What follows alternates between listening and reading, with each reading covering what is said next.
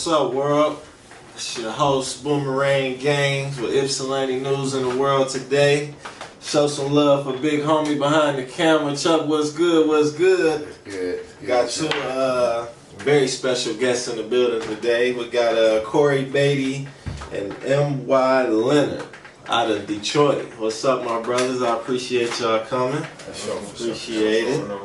So I'd like for y'all to start off how we do. We got a couple rules on the podcast. No deliberate swearing. So we're grown. We're gonna slip up, and you know we're real passionate about the stuff we're gonna be talking about. So we might slip up and say a cuss word. Not the end of the world. But as far as us just coming off, and y'all not the type to do it anyway. But I have to let the rules be known. Also, the purpose of the podcast is to motivate, uplift, inspire, enlighten, and enhance. So we usually don't talk down on people on the podcast, but I was always taught your actions judge yourself. So if we're calling something what it is, that's not us judging it. You know, I like to say, but I like for y'all shout out y'all social medias. Okay, my social media is Detroit Ain't Violent, It's Safe, and that's Davis. And that's for Facebook? That's for Facebook. Facebook. Okay. On Instagram, it's Detroit_ain't_violent. And on LinkedIn, it's Korey Davis. And yeah, that's all the social media sites. Okay, what about you? Me, just Facebook. That's my name, Mwai Lenard, MWAI Lenard. Okay, better.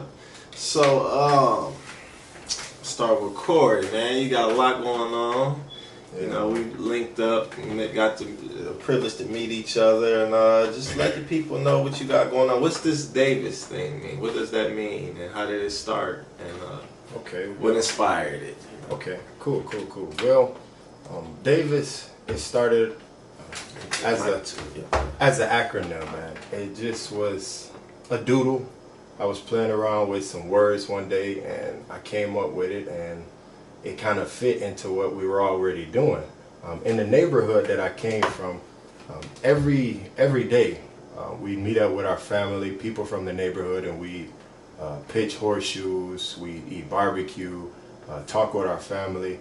But every time we used to play horseshoes, it used to be a huge boulder in the middle of the horseshoe pit. So I had took it upon myself to get rid of one of the excuses that everybody used to have. You know what I mean? And I thought this was just a small rock. Hey, only thing we needed was a shovel.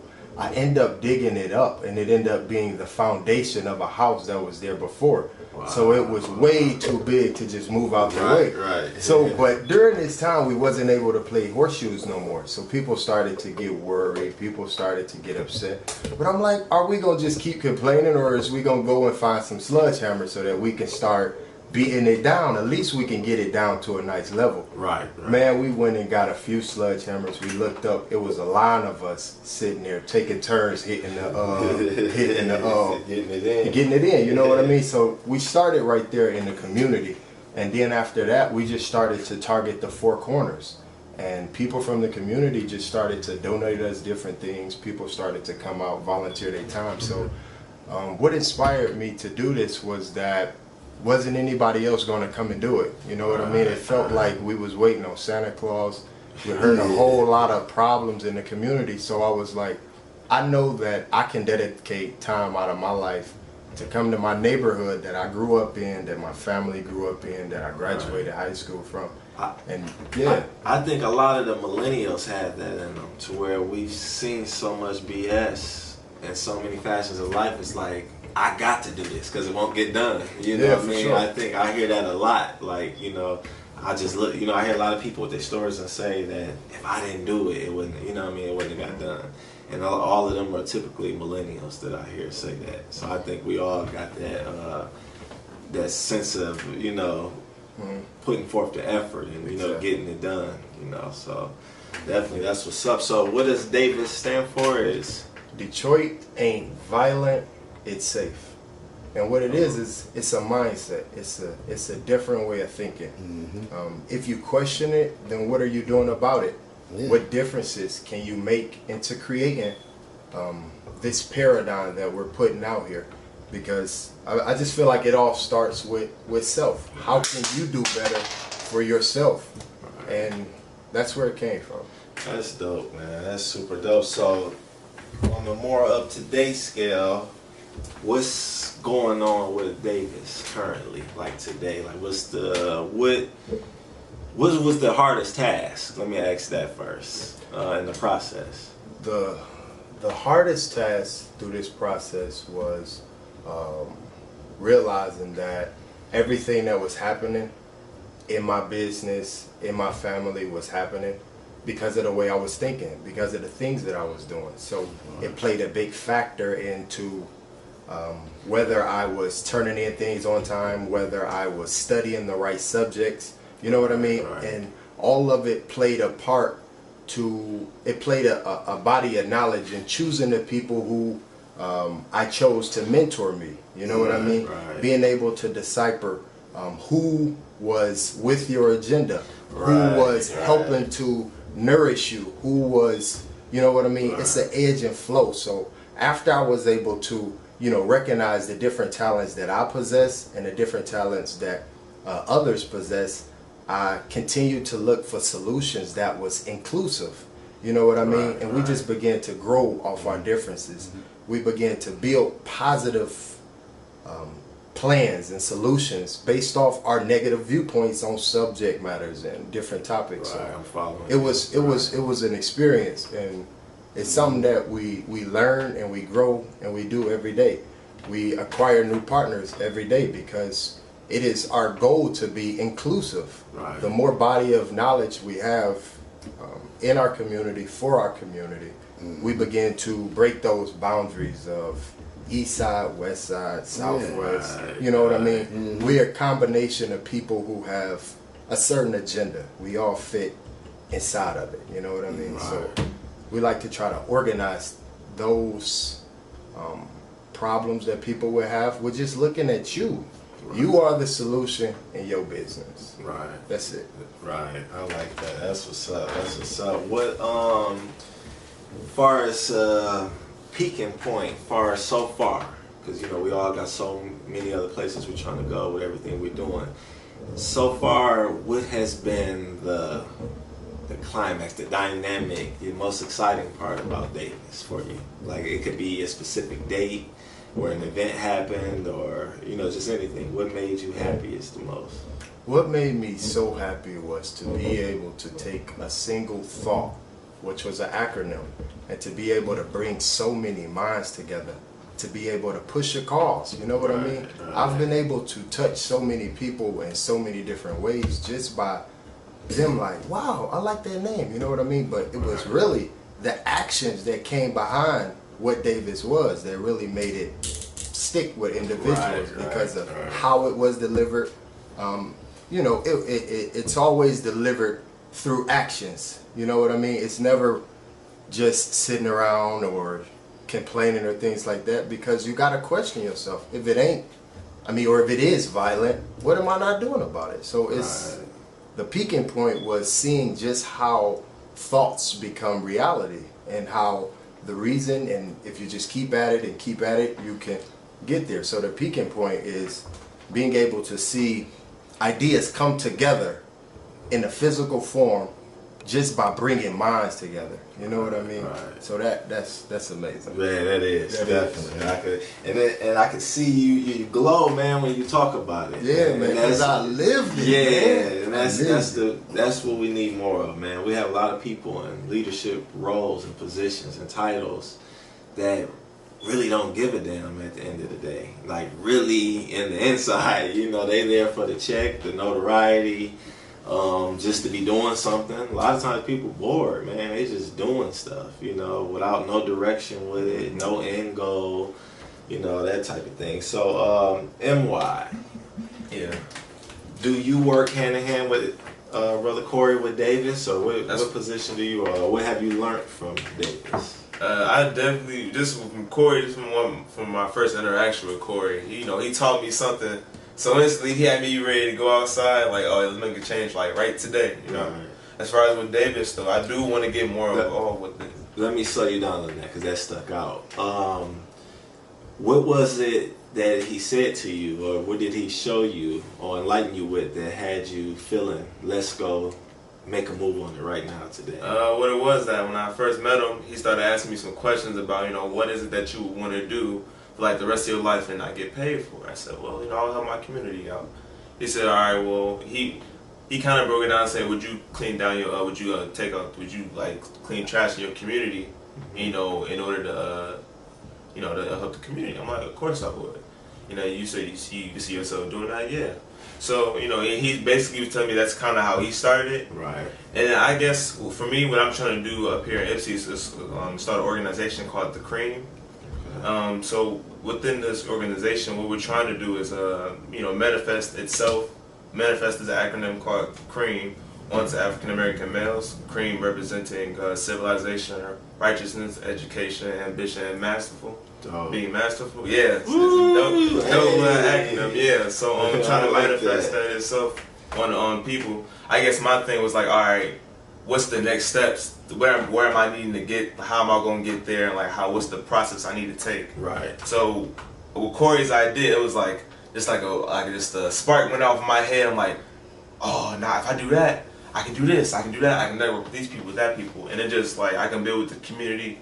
So it just started like a chain reaction of just thoughts and ideas. That's like, oh yeah, I'm ready to go outside. Right. What time? It was like maybe like 5, 6 o'clock. I'm ready to go outside. It's about to get dark. Let's go ahead and get to work on it. That's what's up. So far as okay, now that's what inspired you. You know, in the beginning to get you going. And my next question was, before I interrupted you, was what do you like about Davis? And UK, now you mentioned Cream. So is these two separate? It's a collaboration. Okay, and he brings Cream to the table. You have Davis. Okay, where do you see, far as Davis, in the time you've been around, what was the biggest changes and most impactful changes that you've seen? As far as me being around, necessarily being around Davis, I have not been too much around it. I'm still like in the beginning stages of it still too. Just learning and getting to understand it. But I do, like I said, want to be really, really more involved within it because, you know, I'm from Detroit too. So, you know, that's more my home, just like Ypsi is my home. Right, that's what's up. And that's a good thing you said that. I like to look at, in our culture, we put boundaries on ourselves. Like, I'm from the East. Yeah. I'm from West Willow. You know, that's a neighborhood up here in Ypsi. Or I'm from Sugarbrook on the South Side. And it's like, no, I'm from the world. The whole world belongs to me. And it's like only in our culture it's seen, you know, we think like that a lot more than a lot of other cultures and groups of people. And so for you to, what inspires you with Ypsi to want to bring Cream here? Well, I mean, I live a good part of my life here, you know. Okay. I mean, I've grown, like, made a lot of relationships with like a lot of the people here. Okay. I'm familiar with so many people. It's crazy. So, you know, I always see like some stuff that, you know. I mean, Ypsi isn't fairly the biggest, you know. Right. We grown.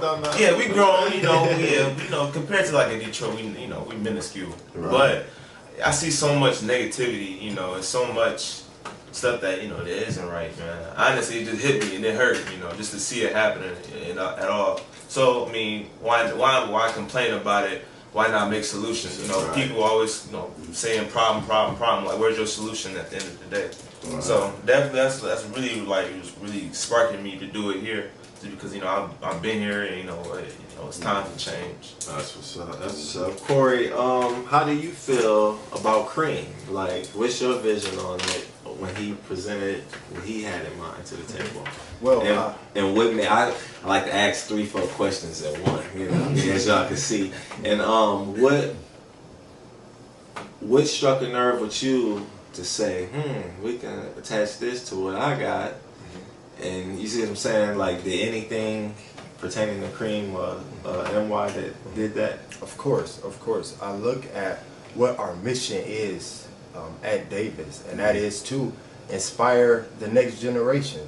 He's younger, so it is my duty to not hide any of the faults or any of the good, but to be able to expose him to these, you know, different elements of business. I look at the leader of the cream, and also, you know, from True Ajani, brother True Ajani. He's also great brother, a great knowledgeable spark, and he articulates himself well. Him over there with the Learned Ones and their foundation, and it's just it sparks all of us to see that it's someone else out there that works just as hard as you, that thinks like you, that probably goes through the same relationship problems as you do. Because I just feel once you come into this light or this understanding of exactly how you fit in this world and your role in building a better community, as I like to look at it, you shine a different light, man. You look at life a whole different way. So it's something that we've learned to grow with, to not only build our own families, but to allow our knowledge and our talents and our strength to overflow, so that brother Mwai could be able to find his talents within this and be his exactly. So any assets that we have, any partnerships that we have, any connections, is his connections. We wide open, and that is how you begin to create inclusive community, one that we ain't looking at race, we're not looking at none of that stuff. Where is your heart at? You know what I mean? Because you can't be rigid with no power. You know what I mean? You gotta be able to be flexible so that we can really keep the end goal in mind. You know what I mean? And that's gonna include a lot more than us, more than just us four here. So once we recognize that, and you really solid on who you are and what you bring to the table, can't nobody question that.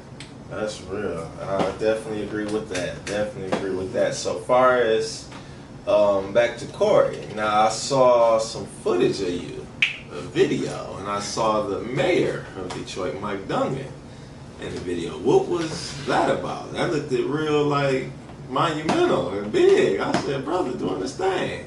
Well, I really have to give a special shout out to the District 5 neighborhoods Department of Neighborhoods in the city of Detroit.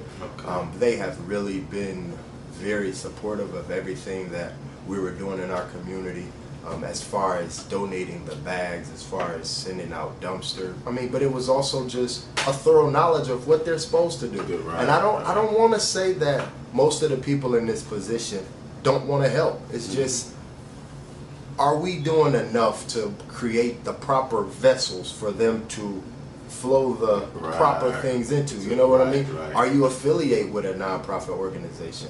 We were with We Unite Foundation in the community that we're started with, you know what I mean? To begin a comprehensive neighborhood that can include a lot of different players. So that was, that video that they shot over there, it was in the development of the neighborhoods, the block clubs, some of the different strengths. And I did that video to inspire other millennials, other people who feel like you gotta have some drawn out plan or some type of, you just gotta know that you know that this little bit that I'm doing is gonna make a difference, and just keep doing that little bit, and you go from there. I said that last night at a meeting, and I said, I believe in just getting out there. Sometimes we waste so much time on strategy and planning, and what if this don't go this way? Man, just get out there, and once you get to going, the energy itself will lead you to the next step and where you need to go. And just like you say, just knowing pretty much like things is going to be all right, and trusting yourself that you're doing the right thing. So I definitely understand you on that level. Awesome. So on that day, what was it in the video was you specifically doing that day? Was that, I know you're doing some stuff in Detroit that's never been heard of before. Could you kind of mention those things? Oh man, so just a little bit about it. What we're looking to do is bring in some very innovative technology that would allow our children and our young adults to be able to enjoy themselves in their community and play and have fun and do a lot of different things, but we'd be able to harness that energy and to be able to transfer that back to our community. We're also looking at changing our garages in communities to be able to sport support the development of small businesses and different trade schools or different things that. Hold on. So you mean to tell me that y'all is taking garages and like souping them up to be like a workshop? Why not? That's Yeah, next why not? level. Why not? Why not? Because that could help support our new clientele. If we're able to change our alleys to bike trails and they're naming Detroit as one of the bike capitals of the world, now we're tapping into that new market. Now you can have different bike fixing shops throughout the then alleys. y'all making, I had to interrupt you. Now y'all gonna make the people who's been shut out a part of the bigger plan of the city and what's really going. That is how you. Man, where y'all find this guy at? Listen, man, you gotta wiggle your way in there sometimes, and sometimes you gotta do it through the darkest spot, Right. and that's the alley, man. Right. It's the alley. I went and talked to the police. I say, hey, how about this? If we can line the alleys up with some cameras and put all of that equipment inside of a treehouse and make them green light cameras so that we can watch our businesses and send a direct feed straight over to the police department, you know, just so that we can add that extra security, but we could hire someone from our community to sit inside of that treehouse and watch all of this during the different activities that the kids play or the people shopping. But this is creating jobs and opportunities in the same community. And it's us taking care of our community. That's it. Versus you didn't say put a cop up in the tree. That's it. No, we hire one of our people who grew up in this neighborhood. You know what I mean? So man, I'm trying to bring that to Ypsi. Why not? Once you get that installed, me and you gonna have to bring that up here. That's dope, bro. That's next level. That's millennial talk. You know what I mean? And man, that's huge. That's really huge. So I'm gonna switch the convo for a quick second because you know this is Ypsilanti Newz in the world today, and you know we tapped into Ypsi a little bit, mentioned Detroit a little bit. I'm gonna say one word. Any one of y'all can chime in, whoever first. And this word is very popular right now, and just whatever you got to say could be good or bad. Trump. What about him? Whatever you have to say. What's your thoughts on? Wake up and get your business in order. Mm-hmm. That's it. That's it. I Keep like your that. mind on your business. And I like that. I like that. And I like to think of this too, man. Your business started from your mind. Right. So all you got to do is mind your business. That's it. Keep your mind on your business and it'll grow. He sparked that. He sparked that. Get your stuff in order. He made it and he don't pay no taxes. I started studying. What is he doing? Right. You know what? I ain't getting mad. I got to study. You made it to president and you told us that. Right. It's something we missing. You know what I mean? We talked about that yesterday, man. It's Yeah, sparked. we did. It sparked. We So did. we took it from that angle. Wake up. That's That what thing every you get time out I there see is him. business. Yeah, that's it. Business. Right. He definitely a business. Because that's what I thought. He asked me the same question yesterday. He said, what do you think about Trump? I said, well, you know, no one's perfect, right? But if anybody had an ounce of sense, you would start a business. You would take $50 to go get an LLC somewhere. You know what I'm saying? For sure. That's why Because politically though, Yeah. and I think him is kind of a thing. It's like he's making people either put up or shut up. You know, he make people either you move or you don't move. I mean, you got a problem what you're doing, you can either go ahead and stop it, or you know you can allow it to happen. So I definitely think that's. So who would y'all think, in your opinion, should be the president? Who? Could be anybody. It could be Lil Uzi Vert. Who you think should be the president of the United States right now? As far as like a person, I mean, I can quality. I think the qualities I can name the qualities I think the president should have, but so I can't think of like one necessarily one per se, like one person. Like I said, me and Big Homie had this conversation yesterday, and we both agreed that we think a woman should step in there. We done tried everything else. We done tried every type of white man you can think of. We had a brother in there, Mr. Barack. I mean, they already run the houses anyway. That ain't bad. And they the best multitaskers in the world. Right. Yeah. And they got heart and compassion. We don't. Right? So when the situation come about, and you need some hardness and compassion, we drill on our feelings. Off with his head, we don't care. They like, no, let's talk about it. You know, no, we don't want to hear that. Kill everything, you know what I'm saying? We don't want to hear nothing because we on our, we barbarics. We savages. You know what I'm saying? So I think that we done tried everybody. You know what I'm saying? The whites headed mostly. We tried the brother. You know what I'm saying? He keep, you know what I'm saying? It was good. I just think that, I'm not saying Hillary because I don't think that she would have been the best one, but, one person I know for fact, the sister, you know what I'm saying, Michelle Obama, she would have made a good one. I think she definitely would have. I think they should have kept it in the family and kept it going. A lot of stuff from outside looking in ain't as easy as we be thinking it is, As far as women, in Davis, have any women been playing any roles? Oh, absolutely, yes. Women have played a huge role. We actually helped to support a women's group, which is Duty, an all-women's group, Daughters of Daddies Incarcerated. So it's a group of young ladies that all come together to help mentor young women in the city of Detroit that are going through some of the trials or some of the hardships of not having their fathers in their lives. So they support them through different outreach programs, through different activities, go out, have fun, just a sisterhood, to say the least. And I mean, it's a great thing. So we're definitely in support with women. Wow, that's big. That's definitely big. So far as programs, if you had to name everything you got going on, just put it all out. Because I know you connected with a lot of stuff. Like just anything you got going on, anything you got planned, non-profit, for-profit, whatever. Just let the people know everything. Okay, so right now what we're putting together is exactly what you're saying. Some of the different talents and lists, so that we'll be able to put this out to our people so that we can let them know some immediate solutions that they can have. We're about to prepare to launch a lead training course so that we could teach individuals in the community how to remove lead from vacant homes.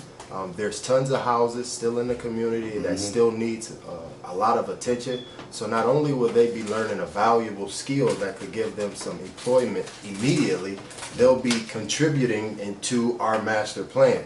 And that is to create a more beautiful Detroit. So it's different programs that we be able to initiate now. Credit rebuilding programs, you know what I mean?